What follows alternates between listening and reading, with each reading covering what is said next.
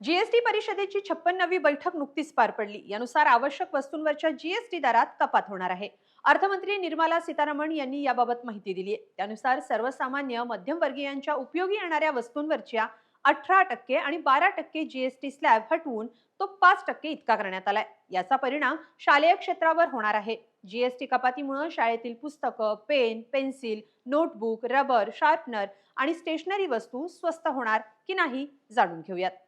जीएसटीच्या नव्या स्लॅबमुळे एक्सरसाइज बुक, ग्राफ बुक आणि लॅब नोटबुक खरेदी करणाऱ्यांना दिलासा मिळणार आहे। जुन्या स्लॅबनुसार या वस्तू खरेदीवर 12% कर द्यावा लागत होता, पण आता हा कर 0% होणार आहे।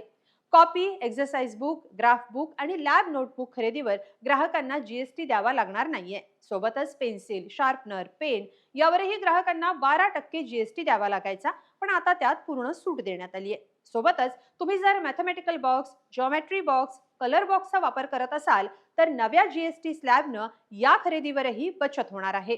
या वस्तूंवर आधी 12% जीएसटी आकारला जात होता, पण आता ग्राहकांना केवळ 5% जीएसटी द्यावा लागेल।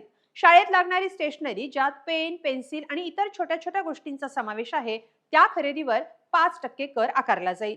चारकोल स्टिक, जी स्केचिंगसाठी आणि ड्रॉइंगसाठी वापरली जाते, ती देखील स्वस्त होणार आहे। सर्वात मोठा बदल नोटबुक्स मध्ये वापरण्यात येणाऱ्या पेपर बाबत आहे। ग्राहकांना यावर 18% कर द्यावा लागत होता, तो आता 12%वर आलाय।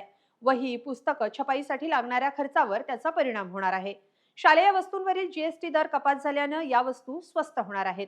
दरम्यान नव्या जीएसटी स्लॅबमध्ये शाळेच्या फी मध्ये काहीही बदल झालेला नाहीये। प्राथमिक शिक्षण सध्या जीएसटीच्या कक्षेबाहेर आहे, पण उच्च शिक्षण, प्रोफेशनल कोचिंग आणि ऑनलाईन कोर्सेसवर आजही 18% जीएसटी लागू आहे।